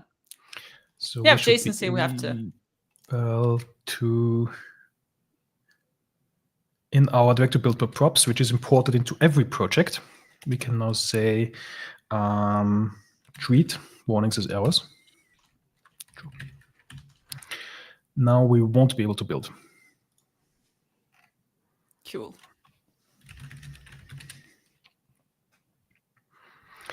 So we need to fix the warnings now. Oh, what we could also do, we could go super, super, super strict. Because currently we only have the default analysis enabled.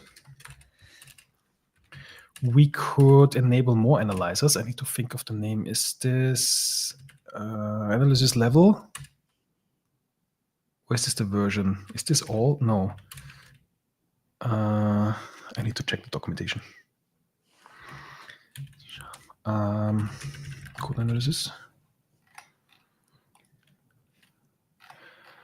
We have here the configuration. Oh, and analysis mode it is. So this now enables not all, but almost all diagnostics that come with the .NET SDK. And if we want, and per default, I think it uses the rule set of the current language version, or no, of the current SDK version, which is .NET 10 for us. But we could also be explicit about this and say the analysis level is 10. So we could now essentially upgrade the .NET SDK independent of the diagnostic of the default SDK diagnostics in use, if we want to do like upgrade to .NET 11 in several steps later on. So we now may have even more warnings as errors. So let's start with null. Yes. Yes. Full name may be null. Yeah. Is this? I'm uncertain if this is actually possible in our case. Oh, yes. Jason says, warnings is errors, and that's the way. Not sure if it's actually possible in our scenario, but let's consider it. Let's be strict. Let's filter. We have another typo. Oh yeah, we're missing a B here. Assembly, thank you very much. Oh yeah, pull request 1 is coming up. Yes.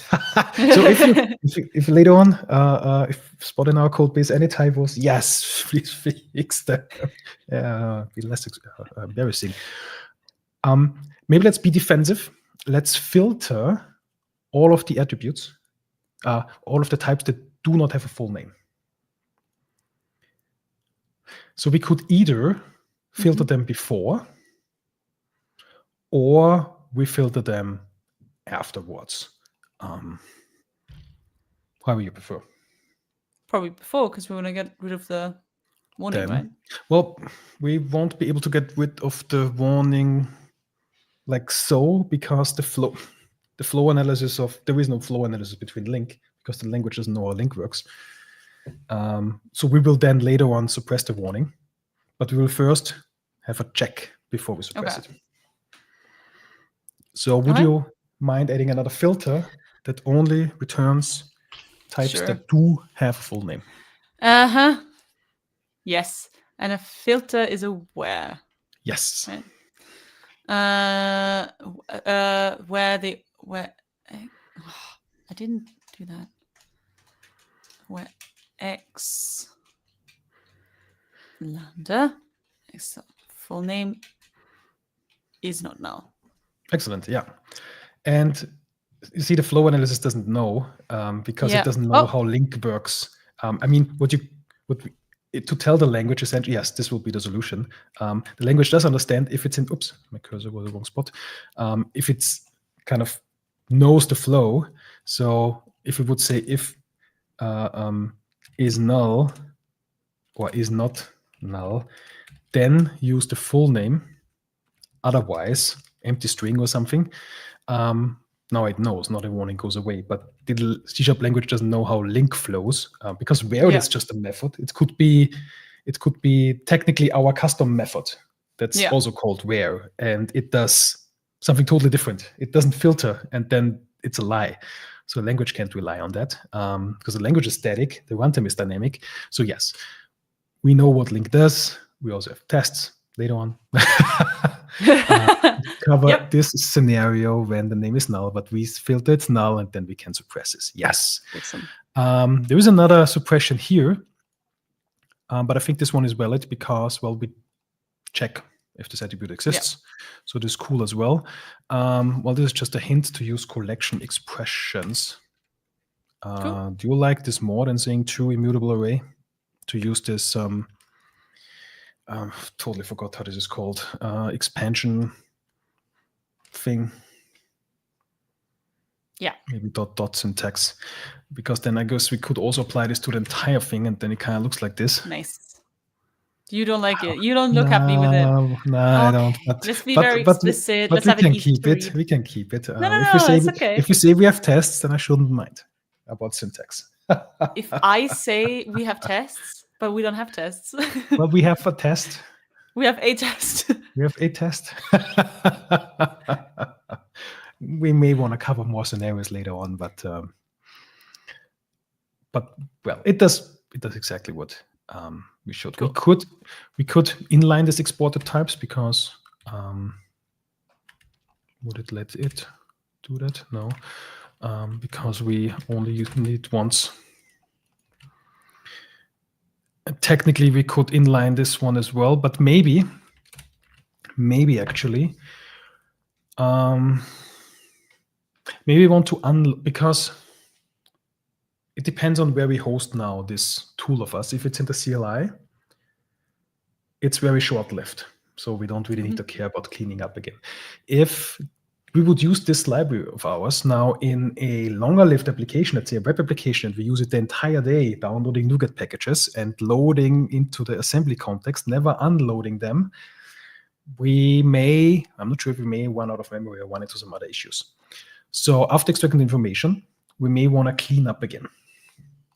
So let's have our result here. Now the collection expression doesn't work because we removed the type information.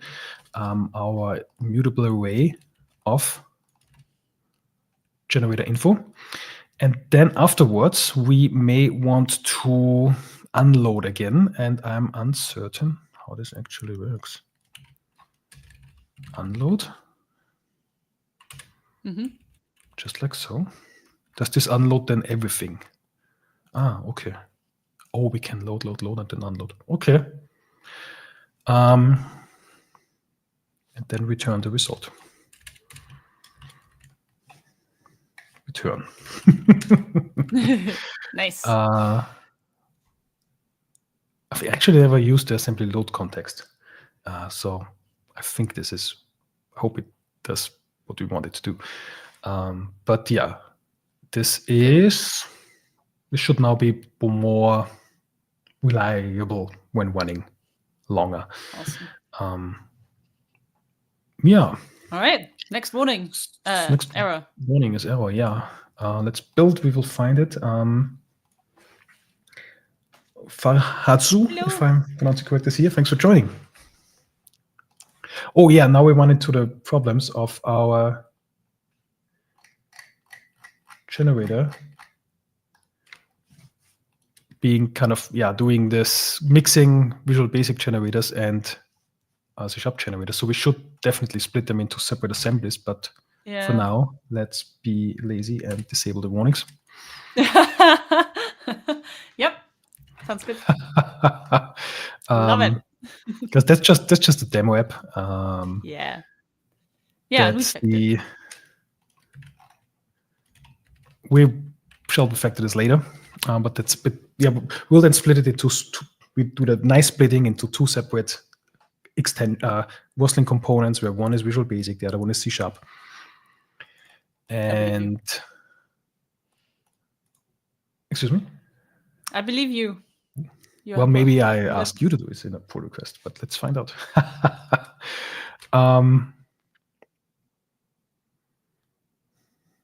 What? Oh, this is a test method. Haha, interesting. So there is a warning, C1515, that because this type isn't used somewhere. Oh, wait a second. Never mind. Because this is an executable. Haha. Tests using this newer Microsoft testing platform, they are executables. And usually, an executable is not consumed by another library or application. You should consume libraries, but not executables. So executables are kind of terminal. They are leaves on an inheritance list. Yep. So having a public type in an executable doesn't make sense, because nobody would consume this public type. So this diagnostic is suggesting to make them internal, because they are not meant for public consumption. But this is a test project, and I think for tests, those methods need to be public. So for tests, we shall suppress this warning, because it doesn't. Because this diagnostic is not aware of testing frameworks, which are now executables and need those test methods and test types to be public. So in this case, we can justifiably. That's not English. We have justification to suppress the warning. We can yes. We have justification. Yeah. So for both our test projects, we can say property no warn CA1515. And usually when we define a new property, you then expand what was previously. So we say whatever was there previously and append next to it. So we don't remove things here, and essentially do the same in the other test project as well. Because this diagnostic doesn't apply here. Now, did I? Oh, there's another test project. My bad.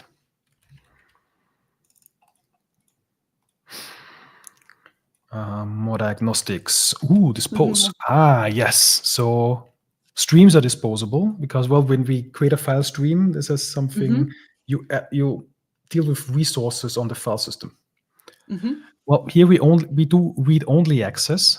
I'm not sure if it probably does matter, but in particular, if we would have write access and we wouldn't dispose it, technically, I'm not sure. Well, if the process dies, then I don't think this won't be a problem. But maybe this file stream may have this kind of a read lock longer than we want it to have. Therefore, we should keep exclusive access as short as possible so that this resource then is again usable by other processes or tasks. Again, I think this is where kind of this rule stem, or in general, a stream could also refer to maybe some huge chunk of memory. And when you no longer need it, you can just kill it, or other uses, because, well, there's many different streams. So stream is disposable, and we should always, when no longer needed, dispose a stream. Do you remember how we can dispose a stream after we don't need it anymore? Is that dispose method? It was a dispose method, but there's also another way of disposing things. Can you recall? And if you say no, didn't we do a talk on this? Oh my god! Yeah, I'm a bit. No, there's a dispose pattern. Evil mode. Yes, indeed. How does this look? What do we use from a language perspective? Is it using? Indeed, yes. So we do using, and that's good. Awesome. I think there's also asynchronous disposal, since I think Stream, well, we're on .NET 5, Stream also implements async disposable. So do you know how we do async disposal? Using async? No, not quite. No. It's async a task. Damn it. No. Await. Yes, indeed. So we do await using. But now the entire method. All the words. Yeah. Now the entire method needs to be asynchronous and task returning. So now we turn it to an asynchronous method. And consider calling configure await on the awaited task. We are again in tests. I don't think we're using MS test here. I don't think that MS test has a synchronization context. Let's actually find out. But if it doesn't, we can totally safely ignore this warning. For now, let's say configure await false. But this doesn't work. Yes, this needs to be done differently. I'll just ignore the warning for now. To find out whether MS test has a synchronization context. I don't think it has, but let's find out.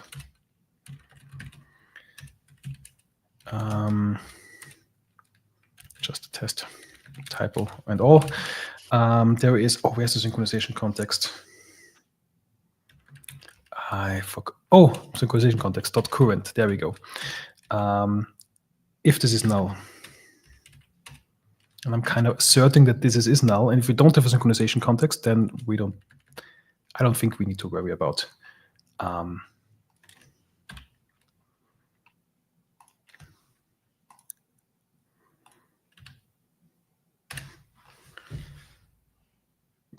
using configure await. Failed. Wait, is our test now failing? No. Yeah, is not null. Okay, synchronization. Okay, so that means there is a synchronization context. No, wait a second. Is not null. I think it is null. Yeah, that's what I'm thinking. Okay, so the synchronization context is null, so we don't need to worry about configure await. So we can also suppress CA 2007. Why did the test fail now? I don't know. Yeah, we did something bad. We need to find out. What have we changed? We just made the method async. Is this causing a problem? Maybe.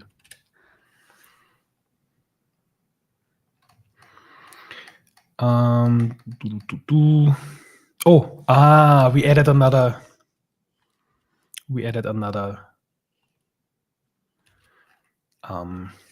Generator. So we actually have 3 now. Oh.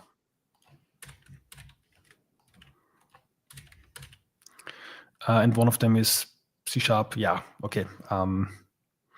Yeah, let's get them ready. I think the number 1 has only C#. I think number 2 is only Visual Basic, right? And the later one is both.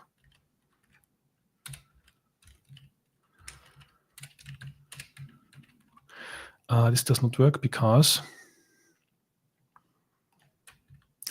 Oh, Yeah, this is not single. This is actually multiple. So like such. Okay.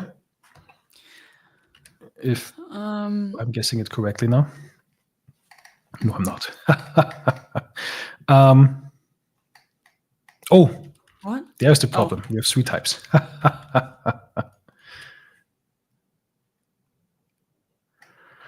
And one more. Is it because sequence contains more than one element? Oh, yeah, I guess I mixed up the. So source generator number 1 is C#. Okay. Source generator number 3. Oh, source generator number 3 has Visual Basic and C#. I mixed these up. Okay. And I think the last one is then only Visual Basic. Yeah.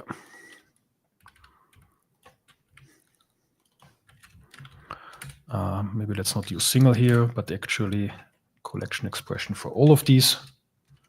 And now they should be passing again.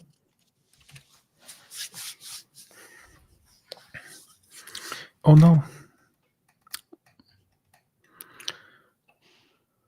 Oh no.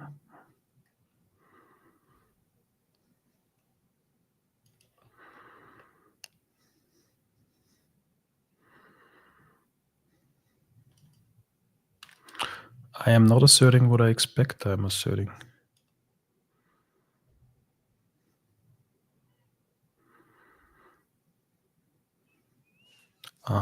Does not show the type.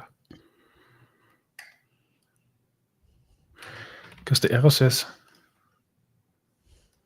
expected a string array, but actual a string array. Huh? Language C# actual type 0 languages. It's like an expression here. It tries to assert the expression. Something I don't understand. Yeah. Are we not just comparing string arrays? Probably not. Should do it 2 string.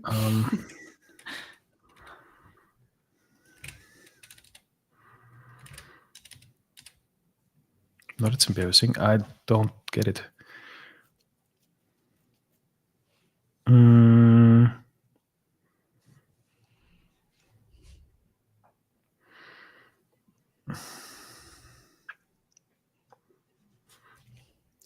Do we need to? Maybe this doesn't quite work and we need to be more explicit and say this is a string array. But now it says to remove it again, doesn't it? I'm not sure. Let's play out this thought.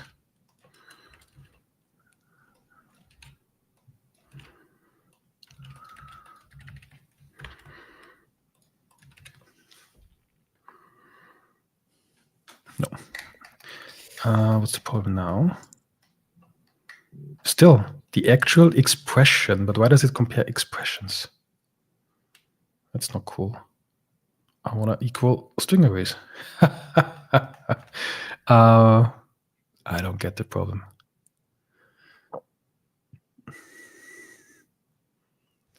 Expression.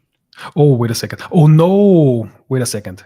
I misinterpreted this. It actually shows the expression because the testing framework has a caller argument expression which lists. I totally misinterpreted this. So it's a hint of where the problem is. Our assertion here. So the actual problem is up here. No. I'm running out of ideas. I don't get it.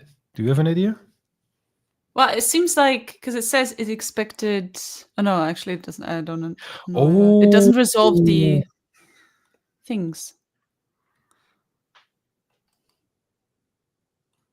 I mean, we are comparing string array against string array. Maybe equal is not. Maybe there's some collection assert. Oh wait. Are equal.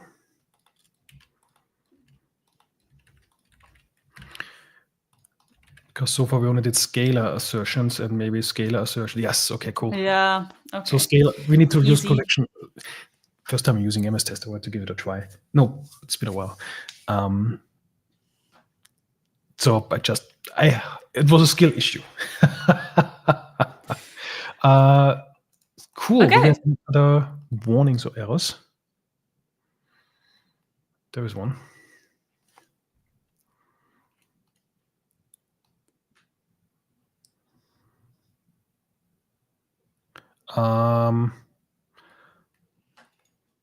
This may be.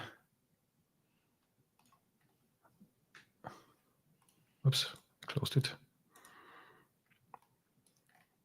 Version conflicts. Let's go to that later. That's a nasty one. Okay, something more we didn't dispose, so we need one more disposable and. Okay. So this is causing a problem because, well, the .NET tool, I enabled native AOT. Yeah. And native AOT does aggressive trimming and I think also single file publishing into a single executable. But when we do that, assembly locations are no longer available. So the location attribute, I think that's actually what a location. No, we don't see that. Yes. No, it's not attributed. Not sure how it knows, but yeah, this won't be available for native AOT. But yeah, this code needs to go away anyway because we won't get this from a NuGet package. So this is just a little test here. So we can ignore this warning. But context actions don't work. So that's where are arrows again? Build. No, here it comes. Okay, it just takes super long. Cool. And the other one is I think we need another disposable here. So we say using or await using.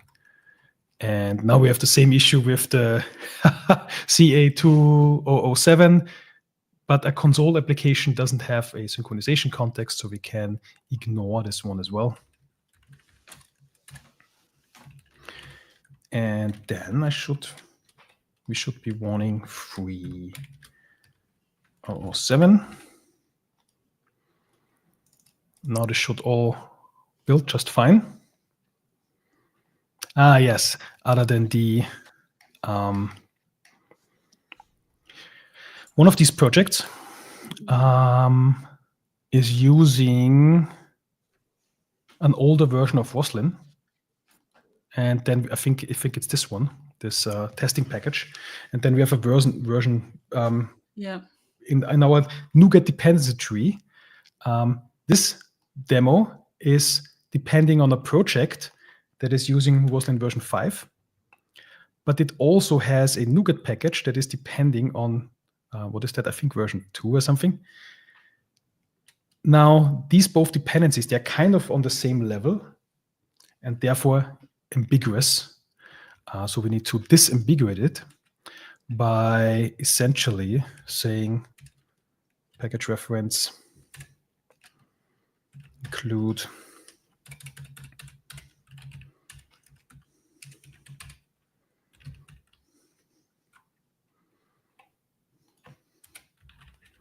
no. Which should now resolve this ambiguity.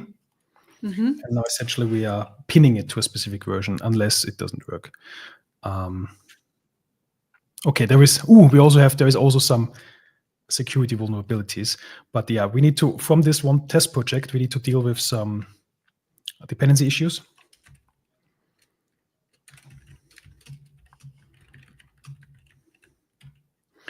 But yeah, they are just related to this test project, not really to, because we had this test project generated.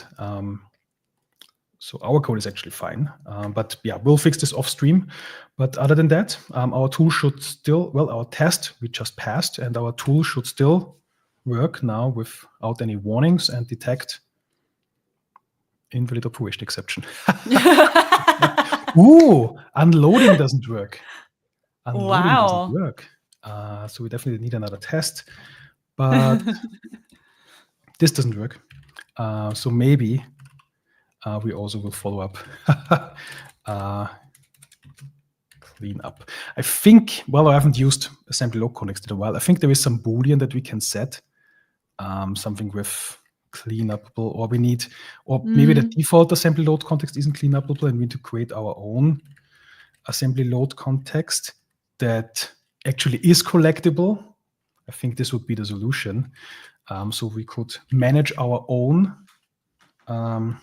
assembly load context. Assembly load context. Make this one collectible. Yeah. Maybe we hold on to it as a static. I'm really quite uncertain if this is a good pattern using here or totally anti-pattern, because I haven't really used assembly load context so far, but now we should be able to. Yeah, this may be totally the wrong usage pattern, but just to get it running again, I need to do some homework on the assembly load context. Yay! But still, yeah. So we get this Roslyn component, we find off the source generators, and list all the information that we can get of it. And finishing the time, we actually completed our task. We did. And good start. With the next episode, we will continue on that and also list information of all of the other Roslyn components as well. So we got a lot of work to do with diagnostic analyzers and diagnostic suppressors and code fixes and refactorings and code completion providers. I think those are those 5 that we need to cover. And absolutely. Then our tool gets all of the Roslyn, all of the currently known compiler extensions. And then afterwards, we try to get this from NuGet. Awesome. And then we try to deploy it as a CLI tool, and then we are in episode. And on and on and on. And if you'd like to continue on this journey of Inspector Roslyn with us, please make sure you give us a follow on any of your preferred social medias. You can always reach out and for any questions or comments, but it's because we are sort of trying to be very consistent with our streams, but sometimes life gets in the way and you don't want to miss an episode. Or we shout out the upcoming episodes, also upcoming themes or guests or exciting things or talks. So definitely give us a follow and come along next time. And which will also, be when will it be? Okay, so essentially in pretty much exactly 2 weeks minus 2 hours. So exactly. That will be on 17th of February. We'll be back again at 1800 UTC. Yeah, I don't have the tool that I usually use to show the date, but I forgot about it for this first episode of this season. It happens. First time. Well, thank you so much to all of our regulars. It's so nice to see you again in the new year, in this new season. And also thank you so much to all of our new viewers or our viewers later on live and later on whenever you're watching this. It's been an absolute pleasure. Thank you so much and hopefully see you next time. We'll be back.